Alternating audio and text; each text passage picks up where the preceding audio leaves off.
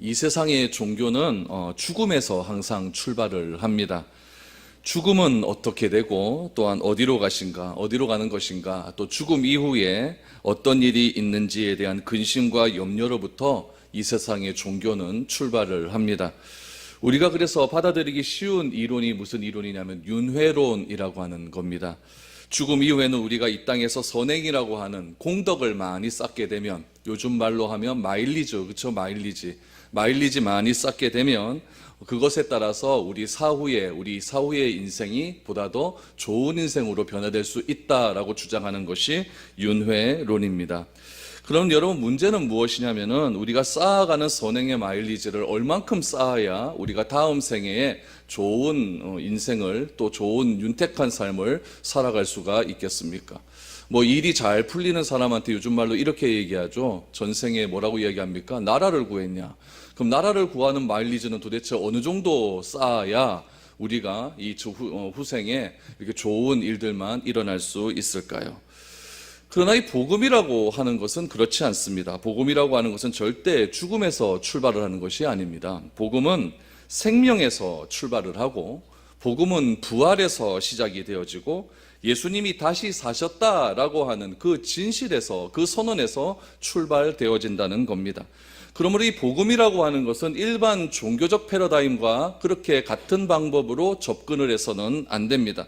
내가 복음을 들었다, 내가 예수를 믿는다라고 하는 것은 예수님이 죽음을 이기셨다라고 하는 역사적인 사실 앞에서 내가 기쁨으로 반응하는 것, 그것이 여러분 내가 복음을 들었다라고 하는 개념입니다.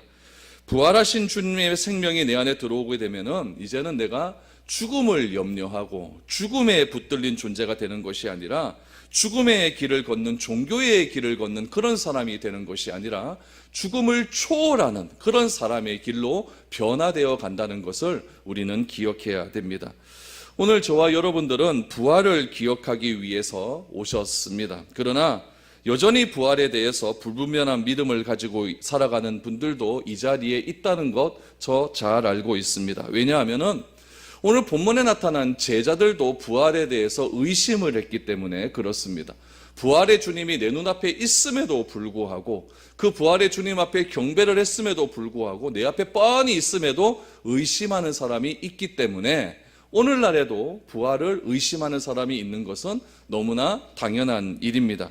여러분, 부활은 우리의 논리나 이해와 생각을 넘어서는 그런 일입니다. 그렇기 때문에 이 부활을 믿으면 100% 믿든지 안 믿으면 100%안 믿든지 이렇게 해야 되지, 부활을 믿기는 믿는데 잘 안 믿어진다, 이 반만 믿고 반만 안 믿는, 이것은 여러분 진정한 의미의 믿음은 아니라는 이야기입니다. 그래서 저는 오늘 여러분들에게 이 부활에 대한 메시지를 증거하려고 하는데, 오늘 부활의 말씀을 듣고 부활하신 예수님을 좀 더 구체적으로 알아갈 수 있는 시간이 되었으면 좋겠습니다. 또한 예수님이 왜 부활하신 다음에 사람들을 만나고, 또 내가 왜 약속하신 그 성령을 체험해야 되겠는가에 대한 확실한 의미를 깨달아갈 수 있었으면 좋겠습니다. 그래야 우리가 부활의 능력을 가지고, 부활의 생명을 가지고 그렇게 살아갈 수 있는 사람이 될 수 있는 겁니다. 이것이 없이 교회를 다녀봐야 여러분 별 의미 없습니다. 부활은 여러분 돈도 아니고, 부활은 권력도 아니고, 부활은 여러분 인기도 아닙니다. 부활은 무엇이냐? 부활은 주께서 우리를 사랑하신 사랑의 표현이고, 부활은 빛이고, 부활은 생명이고, 부활은 소망인 것입니다. 이것이 있어야 우리가 그리스도인으로서 이 땅에 나아가서 세상에 구별된 삶을 살아갈 수 있는 겁니다. 오늘 여러분들에게 예수님이 부활하신 이후의 삶을 말씀드리려고 합니다. 왜 부활하신 이후의 삶을 말씀드리려고 하느냐? 그것이 부활하신 목적이기 때문에 그렇습니다. 이 목적이 없다면은 부활을 하실 이유는 아무것도 없습니다. 부활 이후의 삶을 보면 왜 예수님께서 부활하셨는지 그 이유를 알 수 있게 된다는 것이죠. 오늘 마태복음 28장 16절에서 20절까지의 이 5절의 말씀을 가지고 부활하신 이후에 예수님께서 누구를 만나고 어디에 계셨고 어떤 명령을 주셨는지 그것에 대해서 우리가 다시 한번 깨달음을 통해서 왜 예수님께서 부활하셨는지를 다시 한번 알아갈 수 있는 그런 시간이 되었으면 좋겠습니다. 16절 말씀 보십시오. 11제자가 갈릴리에 가서 예수께서 지시하신 산에 이르렀다라고 말합니다. 12명이 아니라 몇 명이라고요? 11명입니다. 한 명 어디 갔습니까? 자살했습니다. 그렇죠? 가룟 유다입니다. 가룟 유다에 대한 말씀은 제가 금요일 날 상세하게 말씀을 드렸습니다. 가룟 유다를 통해서 알 수 있는 사실은 무엇입니까? 예수님이 직접 선택하셨다 할지라도 나의 잘못된 선택과 마귀의 유혹으로 말미암아 실패할 수도 있다라는 것을 인정해야 된다는 겁니다. 시작은 잘합니다. 그러나 더 중요한 것은 무엇이냐면은 마무리가 중요하다는 이야기죠. 신앙은 여러분 좋은 설교 듣기 위해서 이 교회 저 교회 찾아다닌다고 신앙이 자라는 것 아닙니다. 여러분 그것이 중요한 것이 아니라 내가 하나님의 말씀을 붙들었으면, 내가 믿기로 작정했으면 하나님께서 나에게 성령을 보내어 주시어서 예수를 그리스도라고 믿을 수 있는 믿음을 주셨으면 끝까지 주님을 배반하지 않겠다라고 하는 그런 결단과 기도가, 은혜가 있어야만 그것이 바른 신앙이 될 수 있는 것입니다. 저는 여러분들에게 끝까지 함께할 수 있기를 소망합니다. 끝까지 부활하신 예수님을 배반하지 않을 수 있는 은혜가 여러분 삶 가운데 넘쳐날 수 있기를 바랍니다. 그래야 여러분 믿는 것에 의미가 있다는 이야기죠. 여러분 예수님은 부활을 하셨습니다. 부활을 하시고 가장 처음 만난 사람이 누굴까요? 우리가 알기는 제자들인 것 같은데 제자들을 제일 처음 만나지 않았습니다. 예수님의 첫 번째 부활의 목격자는 누구였냐면 귀신 들렸다가 예수님에 의해서 귀신이 떠나갔던 한 여자였습니다. 그 여자 이름이 무엇이냐면은 막달라 마리아입니다. 막달라 마리아. 막달라 마리아는 귀신 들렸지만은 예수님의 놀라운 능력에 의해서 귀신으로부터 자유함을 받은 그런 여인입니다. 근데 여러분 이 귀신 들린 여자였던 이 막달라 마리아가 부활의 첫 증인으로 누가복음에 소개됩니다. 여러분 이것이 굉장히 중요한 의미가 담겨져 있습니다. 왜냐하면 그 당시에 히브리 사회의 재판의 문화를 좀 알아야 됩니다. 오늘날 우리의 재판은 그냥 무엇을 목격하거나 무엇을 듣게 되면은 남자나 여자나 신분의 여와의 관계없이 그것을 증언으로 채택할 수 있습니다. 그러나 그 당시의 재판, 그 당시의 증언자는 여자가 말하는 것은 재판석에서 증언으로 인정이 되지 않는 시대 속에 살아왔습니다. 그렇다면 여러분 이 성경이 권위를 가지려고 한다면, 성경이 능력을 가지려고 한다면 부활의 첫 번째 목격자 명단에 마리아가 들어가면 됩니까? 안 됩니까? 안 되는 거예요. 이게 맞아요. 오늘날 우리가 읽었을 때는 별 그게 문제가 안 됩니다. 그러나 이 누가복음은 그 당시에 1차적인 독자가 누구였다는 것을 먼저 기억해야 된다는 거예요. 1차적인 독자가 누굽니까? 특별히 마태복음은 유대인들을 위해서 쓴 글 아닙니까? 유대인을 위해서 마태가 예수님에 관한 복음을 썼는데 마태가 쓴 복음에 보니까 오늘도 보니까 막달라 마리아라는 여자가 나오거든요. 이 여자의 이름이 기록되었다고 하는 것은 이것은 그 당시의 상황, 그 당시의 문화로 봐서는 도저히 성경이라고 하는 것의 권위가 다 떨어지는 그런 내용이었다는 거예요. 그럼에도 불구하고 막달라 마리아가 기록되어 있다라는 것은 무슨 의미를 가지고 있습니까? 성경은 거짓말이 아니라는 거예요. 성경은 거짓말이 아니라요. 세상의 역사는, 중국의 역사나 특별히 이집트의 역사는 자기 나라가 패배한 것에 대한 전쟁의 기록은 남기지 않습니다.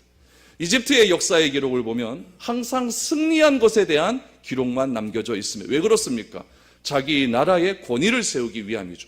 자기 나라는 이만큼 강하다는 것을 강조하기 위해서 패배의 역사는 기록하지 않습니다.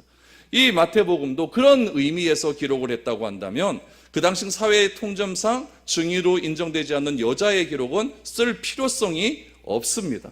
그런데 막달라 마리아가 기록되어 있다는 것은 성경은 사실이라는 것을 우리에게 알려주고 있는 증거입니다. 막달라 마리아에 의해서 누구에게 전달이 되었냐면은 베드로와 요한에게 증언이 되어지죠. 막달라 마리아가 예수님을 무덤에 예수님이 없다는 이야기를 듣고 빨리 뛰어가서 베드로와 요한에게 이야기하지 않습니까? 그때 베드로와 요한이 막 달려나가기 시작하면 제일 먼저 뛰어나간 사람 누굽니까? 베드로가 쫓아갑니다. 쫓아가다가 결국 베드로와 요한이 무덤 앞에 딱 가보니까 진짜 없어요. 그러면은 이 사실이 먼저 기록되는 것이 맞죠. 그러나 성경은 막달라 마리아의 기록이 우선되어 있다는 이야기입니다. 11명의 제자가 오늘 16절 말씀해 보니까 어디로 갔다? 갈릴리로 갔다라고 말합니다. 11명의 제자가 갈릴리로 갔다라고 하는 것은 누구로부터 말을 들었다는 이야기예요. 이 11명의 제자로에게 너희들이 빨리 갈릴리로 가라라고 가르쳐 준 사람이 누구일까요? 막달라 마리아입니다. 오늘 본문을 읽진 않았지만 우리가 10절 말씀을 한번 보시기를 바랍니다. 10절 말씀을 보면 우리 같이 한번 읽어볼까요? 시작. 이에 예수께서 이르시되 무서워하지 말라. 가서 내 형제들에게 갈릴리로 가라 하라. 거기서 나를 보리라 하시니라. 아멘. 8절과 9절 말씀해 보니까 여자들이 큰 무서움을 경험합니다. 왜 무서웠을까요? 무덤이 비어 있으니까 무섭죠. 그때 예수님께서 등장을 합니다. 등장을 하셔가지고 10절 말씀해 보니까 무서워하지 마라. 내가 가서 내 형제들에게 갈릴리로 가라 하라라는 그런 명령을 받게 됩니다. 여러분 여기서 또 10절에서 중요한 것이 하나 있어요. 10절에서 여러분 호칭이 달라집니다.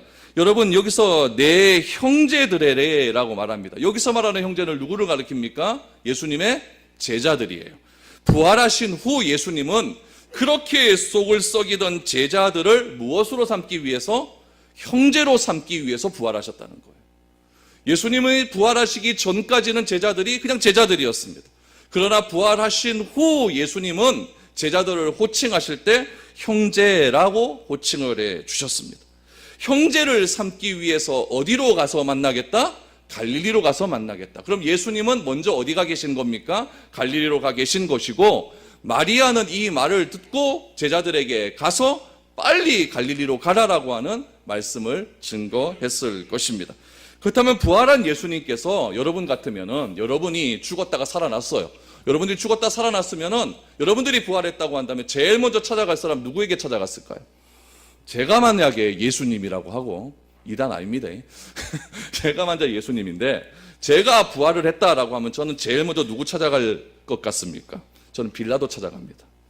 네가 그딴 식으로 하지 말아라. 네가 손에 물 씻는다고 죄가 다 씻겨져? 그렇게 살면 안 되지. 그런 말 저는 했을 것 같죠. 뒤끝 있거든요. 또 누구 찾아갔겠습니까? 대제사장 찾아가지 않겠습니까? 네가 종교에 대해서, 네가 율법에 대해서 안다고, 그런데 나를 죽여? 그렇게 하면 안 되지. 이런 말 안 했겠습니까? 또 누구 찾아갔겠습니까? 내 손에 못 박은 놈들, 그 놈들은 놈들이에요. 금마 찾아가가지고 내가 십자가에서 용서하기는 용서했지만 정말 그렇게 살면 너희들 안 된다. 여러분, 이런 말 하고 나서 제자들 만나도 되는 것 아니겠습니까?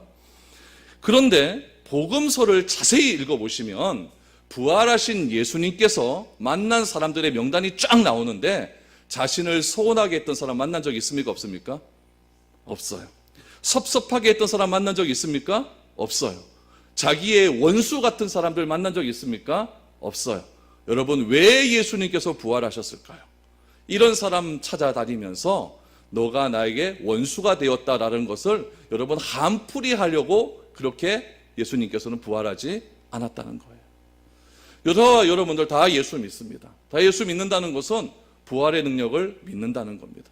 부활의 능력 우리가 믿는다고 한다면 나 좀 섭섭하게 했던 사람, 나에게 말 좀 시게 해갖고 내 마음속에 좀 스크래치 입혔던 그런 사람들 찾아다니면서 네가 어떻게 나한테 그럴 수 있느냐, 마음속에 깊이 새기고 그 사람 막 죽이겠다고 마음 먹고 막 그렇게 삶을 살아가는 것은 내가 부활하신 예수님을 만난 자의 삶이 아니라는 이야기예요. 예수님이 왜 부활하셨습니까? 제자를 만나기 위해서. 제자 만나서 뭐 하려고요? 형제 삼기 위해서 부활하셨다는 거예요. 우리도 부활의 예수님을 경험했다고 한다면, 내가 부활의 예수님을 믿었다고 한다면, 내가 부활의 예수님을 만난 자라고 한다면, 나도 사람들 찾아다니면서 그 사람들을 형제로 만들기 위해 예수를 그리스도라고 믿는 그 귀한 놀라운 은혜, 그 은혜를 증거하며 그 사람들이 한 교회를 이루어서 한 형제를 만들기 위해 최선의 노력을 다하는 그런 아름다운 삶, 그것이 여러분 부활 생명을 가진 자의 삶이 아니겠습니까? 제자는 누구였습니까? 결정적일 때 다 도망갔던 그런 사람들 아닙니까? 특별히 베드로를 보십시오. 부인하고 저주하고 판단했던 제자들. 여러분, 좋을 때 누가 못합니까? 좋을 때 여러분 내가 믿음이 좋다는 말 누가 못하겠습니까? 믿음은 언제 드러납니까? 어려울 때 드러나는 거예요. 믿음은 언제 드러납니까? 교회가 힘들고 고난받을 때 드러나는 거예요. 믿음은 언제 드러납니까? 교회가 갈등을 입을 때 드러나는 거예요. 그때 나 몰라라고 다 흩어진 사람은 자신의 믿음 좀 더 생각해 보아야 됩니다. 여러분, 예수님을 보십시오. 그 제자들을 보십시오. 가룟 유다나 11명의 제자나 다른 것 무엇이 있습니까? 다만 가룟 유다와 제자들의 차이점은 무엇이냐? 가룟 유다는 자기 묵상이 강했고 자기 연민이 강했고, 이 11명의 제자는 자신들이 비록 예수님을 판단하고 저주한다 할지라도 자기 연민보다는 예수님에 대한 묵상이 컸다는 것, 그 차이입니다. 그랬기 때문에 이 제자들은 마리아로부터 그 말을 듣고 어디로 갑니까? 갈릴리로 가게 되는 거예요. 여러분, 힘들고 어려운 상황 있을 수 있습니다. 예수님이 죽으셨어요. 얼마나 힘들고 어렵겠습니까? 예수님을 내가 배반할 때도 있습니다. 나의 믿음이 완전히 바닥을 칠 때도 있어요. 그럴 때 내 생각 너무 하지 마시고 예수님 생각 깊이 하시기를 바랍니다. 내 생각 너무 많이 하게 되면 후회가 다가오는 거고, 예수님 생각 깊이 하게 되면 회개의 역사가 일어나게 됩니다. 그래서 후회하면 죽는 거고 회개하면 사는 겁니다. 가룟 유다는 후회했기 때문에 죽었고 베드로는 회개했기 때문에 살아날 수 있었다는 이야기죠. 제자들이 예수님의 명령을 마리아에게서 듣고 갈릴리로 간 이유는 나에게 소망이 있는 것이 아니라, 자기 연민에 빠져서 그렇게 하루하루를 살아가는 것이 아니라 예수님에게 소망이 있다는 것을 그래도 알고 있었기 때문에 마리아의 말을 따라서, 또 예수님께서 그 전에 갈릴리로 먼저 가시겠다고 하는 그런 말씀이 생각이 나서 베드로를 비롯한 11명의 제자들은 갈릴리로 가게 되는 겁니다. 여러분, 가만히 생각을 해보십시오. 내 안에 무슨 희망이 있습니까? 여러분, 내 안에 희망이 있다고 하는 조그만한 의미는 무엇이냐면은, 그래도 내 안에 소망이신, 부활이신 예수 그리스도가 내 안에 있을 때, 그때 내가 의미가 있는 것 아니겠습니까? 이 제자들은 자기를 묵상하지 않고 예수 그리스도를 깊은 묵상함을 통하여서 예수님께서 지시하신 그 갈릴리로 가게 됩니다. 16절 끝에 보니까 갈릴리로 가서 어디로 갔다고요? 지시하신 산으로 가셨다라고 말을 합니다. 여러분, 만약에 예수님께서 제자들을 만날 때에 예루살렘 성전에서 만났다라고 하면 어떻게 되었을까요? 이건 완전히 예수님이 스타가 되는 아주 놀라운 일일 겁니다. 만약에 예수님께서 본인이 죽으셨던 그 골고다 언덕의 십자가 그 밑에서 예수님께서 부활하신 자신을 제자들과 만났다고 한다면, 여러분, 그거보다 더 큰 이벤트는 어디에 있겠습니까? 그러나 예수님께서 갈릴리로 먼저 가셔서 자기가 제자들을 기다리겠다라고 하고 제자들의 고향인 갈릴리로 부르신 이유는 여러분 딱 한 가지입니다. 그 갈릴리는 어떤 곳이기 때문에 그럴까요? 예수님과 제자들의 첫 만남이 이루어진 그곳이었고, 또 예수님이 사명을 주신 곳이었고, 예수님과 늘 언제나 함께 동행하던 가장 익숙한 그 자리였기 때문에 예수님은 갈릴리로 부르셨던 겁니다.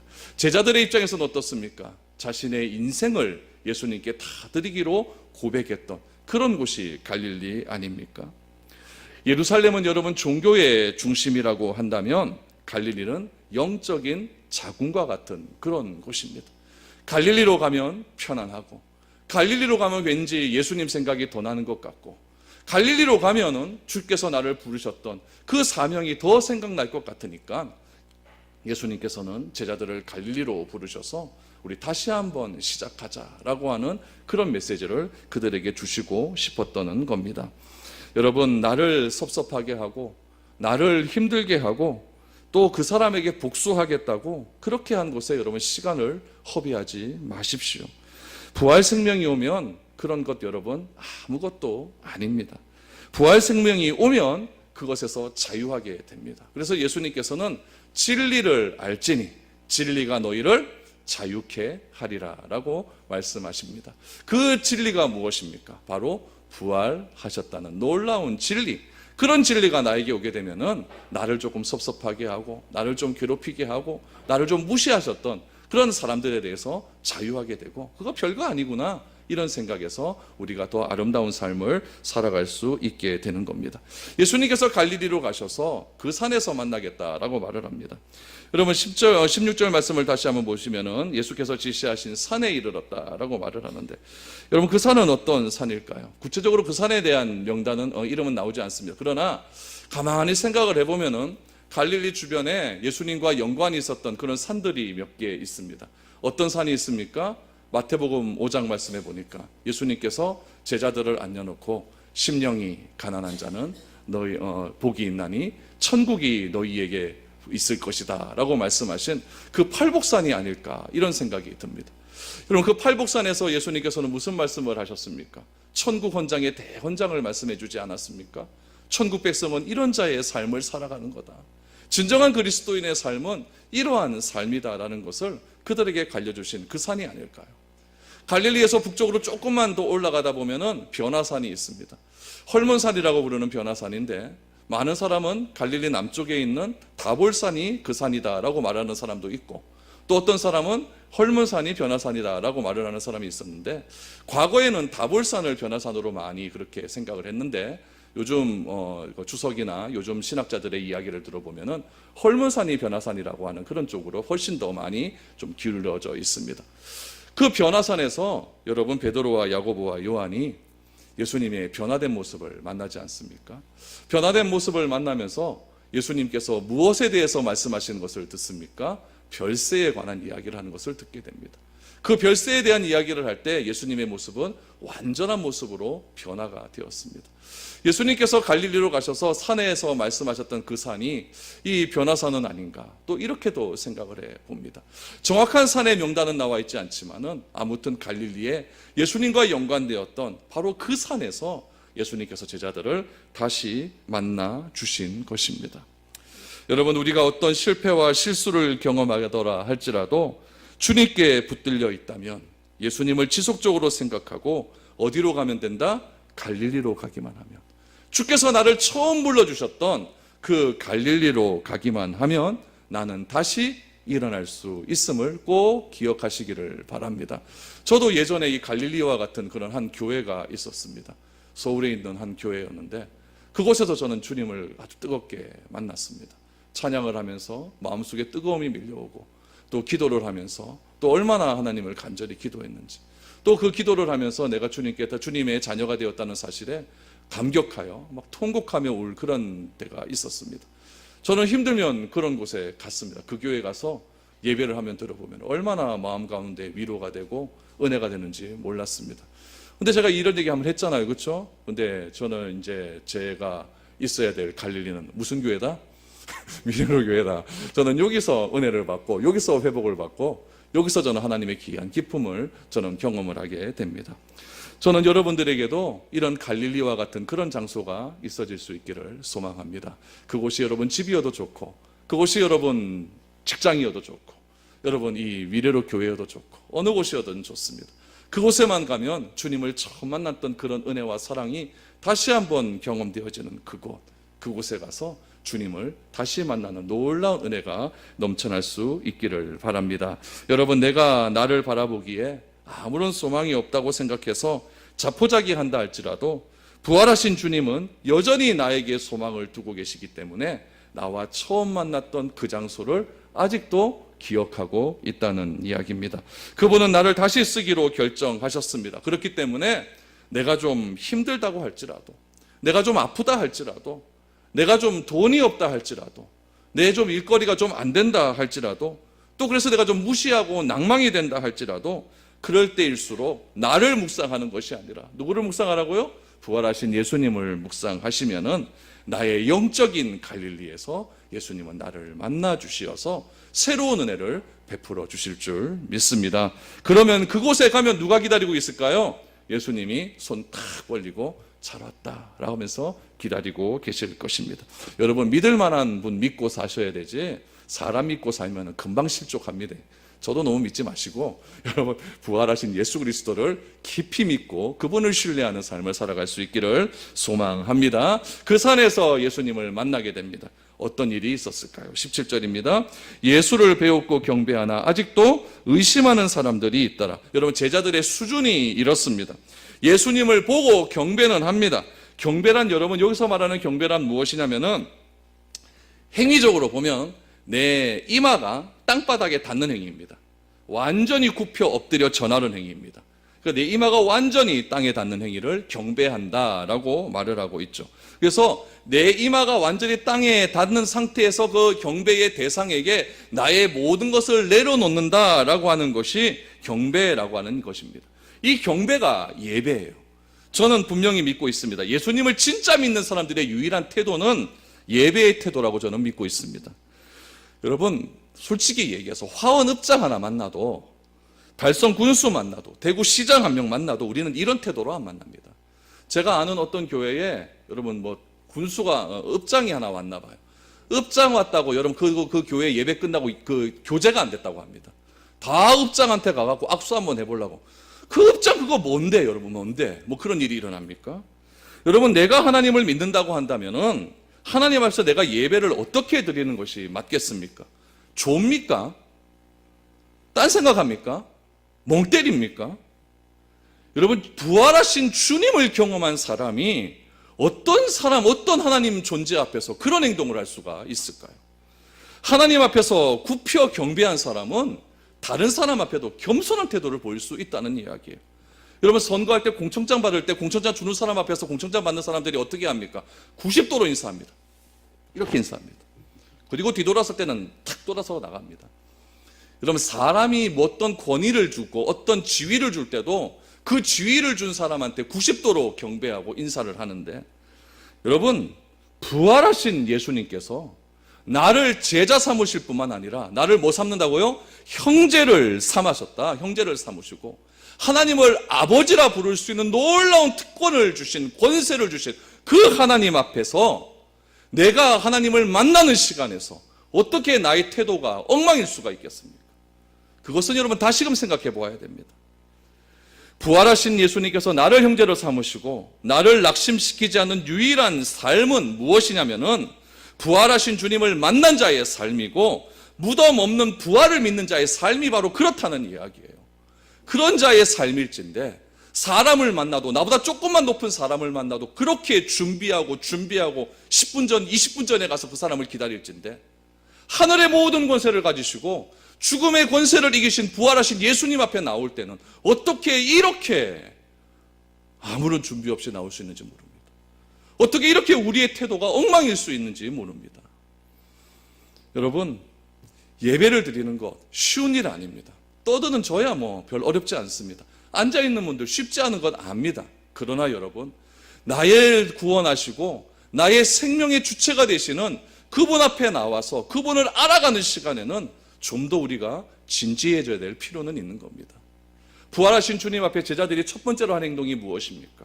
주님 앞에 와서 경배했다라고 말합니다. 근데 그 뒤가 너무 웃깁니다. 경배했음에도 불구하고 여전히 뭐 하는 사람이 있었다? 의심하는 자가 있었다. 성경이 여러분 이렇게까지 자세하게 정직하게 쓸 필요가 뭐가 있겠습니까? 부활이란 내 눈앞에 보았음에도 불구하고 이처럼 믿기 어려운 일입니다. 제자들이 누구입니까? 3년 동안 예수님과 함께 했던 사람들 아닙니까? 부활에 대한 이야기를 예수님이 죽기 전에도 3번이나 이미 들었던 그런 사람들이 제자들입니다. 그런 제자들이 예수님 앞에 와서 굽혀 경배를 했음에도 불구하고 예배를 드리고 있음에도 불구하고 여전히 의심하는 자가 있더라. 우리는 안 그렇습니까? 예배를 드림에도 불구하고 저 말이 진짜 맞나? 내가 진짜 예수님을 믿는 것이 맞나? 이렇게 의심하는 자가 아니 있겠습니까? 막달라 마리아도 부활하신 예수님을 딱 보고 그분을 한 번에 예수님으로 인정하지 못했습니다. 무서워하고 떨지 않습니까? 그 무덤을 지키는 자가 아닐까 생각하지 않습니까? 엠마오로 가는 두 제자의 모습을 보십시오. 예수님 부활하신 예수님이 바로 옆에 있음에도 불구하고 옆에서 함께 이야기를 하고 있음에도 불구하고 그분이 진짜 부활하신 예수님인지 전혀 알지 못하는 겁니다. 왜 그럴까요? 왜 그럴까요?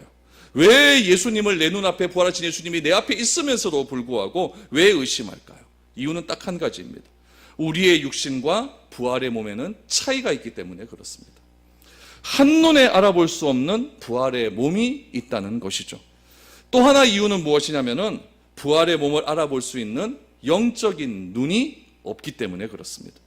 여러분, 부활의 주님을 알아보기 위해서는 부활 생명이 나에게 들어와야 됩니다. 영적인 실체는 영적인 눈이 열려야만 알 수 있는 겁니다. 예수님이 하나님의 아들됨을 누가 가장 먼저 알아봅니까? 사람입니까? 아닙니다. 귀신이 알아봅니다. 영적인 실체는 영적인 것을 알아보기 때문에 그렇습니다. 육신적인 삶은 육신의 삶밖에 알지 못합니다.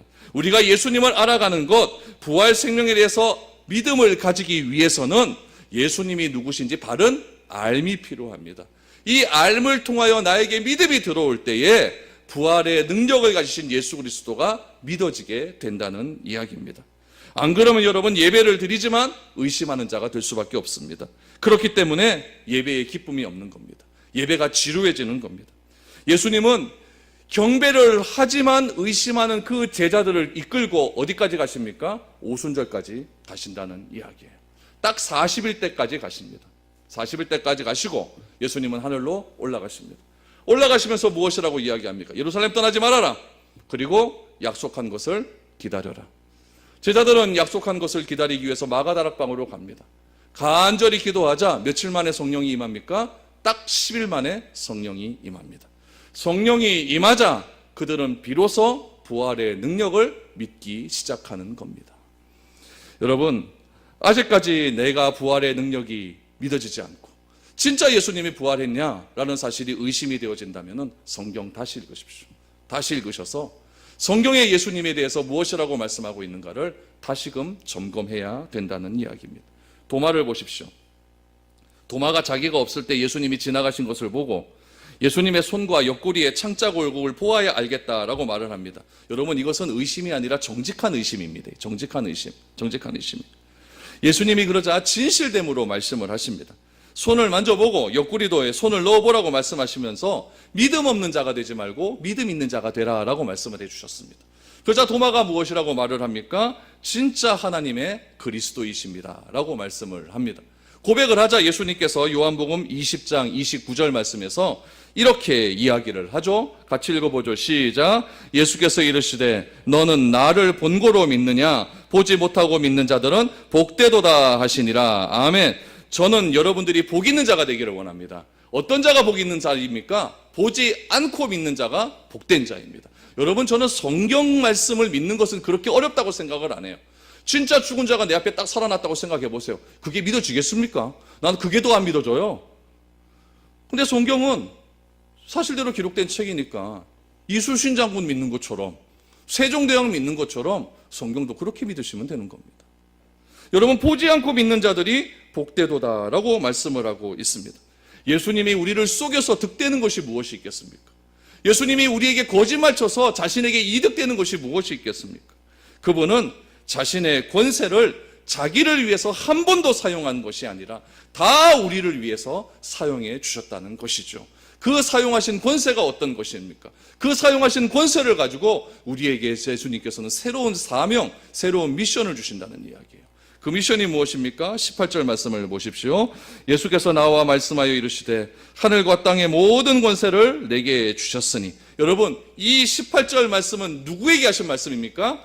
제자들에게 하신 말씀이에요. 근데 그 제자들에게 하신 말씀인데 제자들의 상태가 어땠다고요? 예배는 드리지만 뭐가 있었다?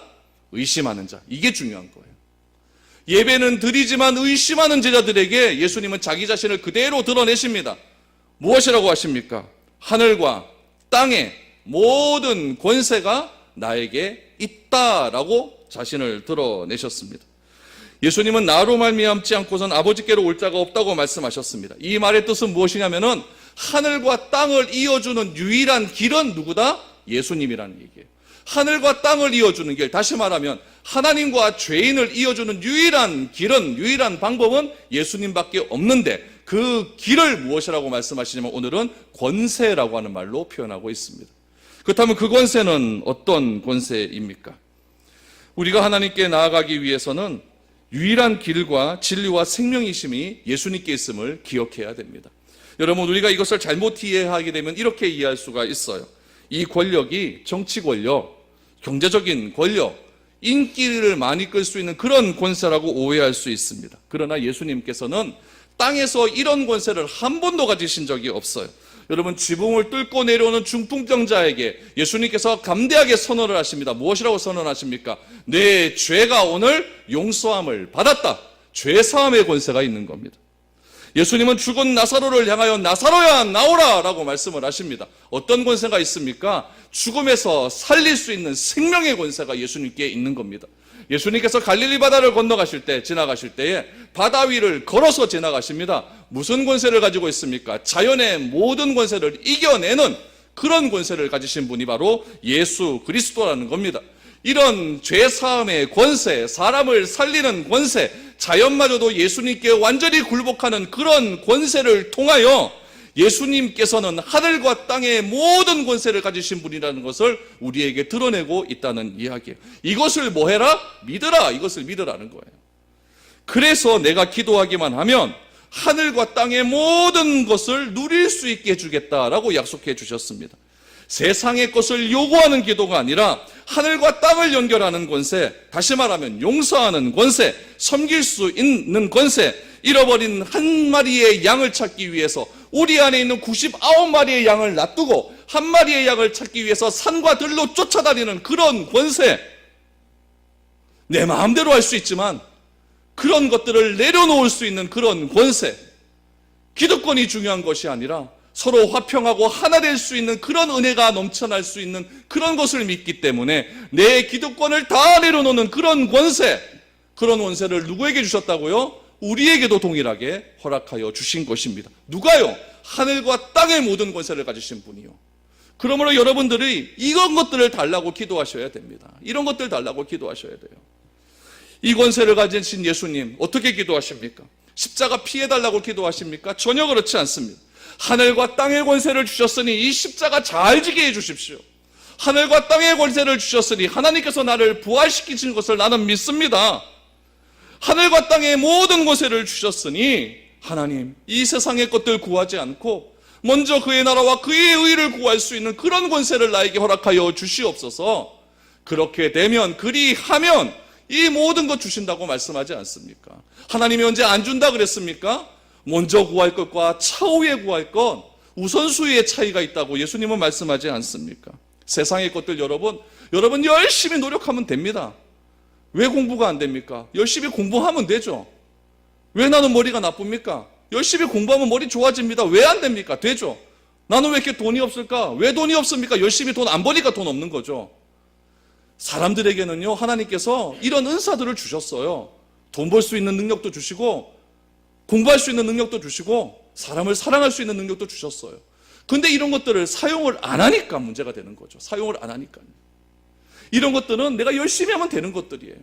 그러나 하나님의 일은 그렇지 않다는 이야기예요. 용서가 어떻게 내 마음대로 됩니까? 하나 되는 일이 어떻게 내 마음대로 됩니까? 성도를 사랑하는 일이 어떻게 내 마음대로 됩니까?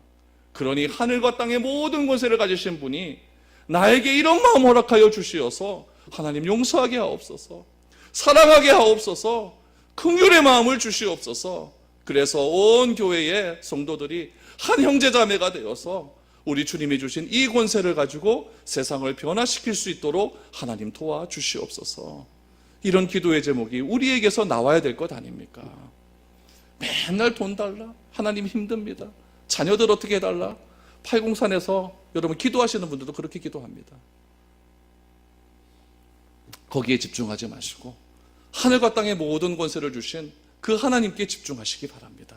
그리하면 이 모든 것 더해 주실 줄 믿습니다. 그 권세를 주신 분이 우리에게 명령을 하십니다. 여러분 19절 20절입니다. 시작. 그러므로 너희는 가서 모든 민족을 제자로 삼아 아버지와 아들과 성령의 이름으로 세례를 베풀고 내가 너희에게 분부한 모든 것을 가르쳐 지키게 하라. 볼지어다 내가 세상 끝날까지 너희와 항상 함께 있으리라 하시니라. 19절에서 20절 결국 한마디로 하면 뭐 삼으라? 제자 삼으라. 제자 삼으라. 예수님이 왜 부활하셨습니까? 제자 삼기 위해 부활하셨습니다. 부활하셔서 제자들을 다시 일으키시는 겁니다. 그 제자들에게 모든 권세가 나에게 있기 때문에 제자를 다시 삼겠다는 겁니다. 제사를 삼기 위해서 사람들을 모으는 것이 아니라 이제는 예수님께서 무엇이라고 합니까? 너희가 가라라고 말을 합니다. 그 당시에 랍비들은요, 실력 있는 사람들을 모았어요. 우리 학교로 모았어요. 모아서 그렇게 가르쳤어요. 그러나 예수님은 무엇이라고 말을 합니까? 자신이 가는 겁니다. 어디로 가셨습니까? 갈릴리로 가셨어요. 왜 가야 합니까? 왜 우리가 가야 합니까? 여러분, 큰 빌딩 짓고 오락하면 되지 왜 다시 우리가 가야 됩니까? 가야 만날 사람이 있기 때문에 그렇습니다. 오라고 하면 만나야 될 사람이 못 올 수 있습니다. 그러나 내가 꼭 만나야 될 그 사람을 만나기 위해서는 내가 가면 됩니다. 신방은 그래서 하는 겁니다. 제가 가는 겁니다. 가는 거예요. 가서 같이 이야기 나누고 기도하고 함께 말씀 나누는 게 신방이에요. 딴 거 아닙니다. 예수님은 오라 하시고 나를 따르라 라고 하신 후에 부활하신 다음에는 뭐라고 하십니까? 가라. 그리고 뭐 삼아라? 제자 삼으라 라고 말합니다. 제사 삼기 전에 해야 할 일이 있습니다. 무엇을 받으라고 하십니까? 세례 받으라. 세례 받으라. 여러분, 지금 이 당시에 제자들은 뭐한 상태였다고요? 예배는 드렸지만 의심하는 상태. 그런 사람한테 세례 받으라라고 말을 합니다. 여러분, 세례 받으면 하나님이 능력으로 일하십니다. 그래서 저희 교회는 세례 줄 때 그렇게 어렵게 안 줍니다. 그냥 줍니다. 쉽게 줍니다. 예수 믿겠냐? 그럼 믿겠다 그러면 줍니다. 그 다음에 하나님께서 일하심을 기다리는 겁니다. 우리 5월 첫째 주에 우리 하준이 세례 받습니다. 세례 받을 때에 제가 수요일 날 하준아 세례 받자 그랬더니 싫어 이러더라고요. 그래도 줍니다. 줍니다. 최 집사님이 하준이한테 응답해요 그랬더라. 문잡해요. 아니 당신들한테 지금 부모 엄마 아빠들에게 합니다. 아 예 그러더라. 예, 세례 받는 거예요. 세례 받고 하나님이 주신 것들을 잘 가르쳐서 그로 하여금 뭐하게 하라? 지키게 하라. 그럼 뭐가 되는 거예요? 제자 되는 거예요. 예수님께서 왜 부활하셨습니까? 우리를 만나기 위해서. 우리를 뭐 만들기 위해서? 형제 삼기 위해서. 왜 어디로 가셨습니까? 갈릴리로 가셨습니다. 왜 갈릴리로 가셨다고요? 가장 익숙한 곳, 주님의 마음이 가장 생각 많은 곳이기 때문에 그곳으로 가셨습니다. 그곳으로 가셔서 어떤 미션을 주십니까? 하늘과 땅의 모든 권세를 가지신 분이 제자 삼아라. 제자 삼아라. 여러분, 전혀 안 가본 곳 가려고 애쓰지 마십시오. 매일 가는 곳으로 가시기 바랍니다. 한 번도 가지 않은 브라질 가려고 그렇게 애쓰지 마십시오. 이 얘기 들으면 큰일 나는데 브라질 가려고 그렇게 애쓰지 마십시오. 제가 여러분들 브라질로 파송하려는 것 아닙니다. 첩섭산골로 가라 합니까? 그것도 가지 마십시오. 예수님도 자주 가셨던 갈릴리로 가셨습니다. 여러분 자주 가셨던 어디입니까? 시장입니다. 어디입니까? 직장입니다. 어디로 갑니까? 집으로 가십시오. 집으로 가셔서 나를 만나는 사람 뭐 만들라? 제자 삼으면 됩니다. 그것이 바로 내가 기도해야 되는 이유고, 내가 부활하신 예수님 만나야 되는 이유고, 내가 이곳에서 함께 모여 예수님을 알아가야 되는 이유라는 사실을 꼭 기억하시기 바랍니다. 그러므로 내가 직장에 가는 이유는 세상 사람들과 달라요. 세상 사람들은 뭐 벌기 위해서? 돈 벌기 위해 가죠. 우리는 뭐 하기 위해서? 제자 삼기 위해서 가는 거예요. 그렇다고 해서 좀 당장 내일 가갖고 나는 너를 제자 삼겠다 막 이렇게 티내지는 마시고 돈 열심히 버십시오. 그러면서 다른 가치를 가지고 다른 목적을 가지고 출근하실 수 있기를 바랍니다. 여러분, 부활 생명이 꿈틀거리는 사람에게는 이러한 능력이 나타날 줄 믿습니다. 혹시라도 어려움이 있는 분들 하나님께 기도하시고 부활하신 주심을 만남을 통하여서 진정으로 주님께서 우리를 부활하신 그 분명한 목적을 깨달아 그 목적대로 살아갈 수 있는 저와 여러분들의 아름다운 삶이 될 수 있기를 축복드립니다.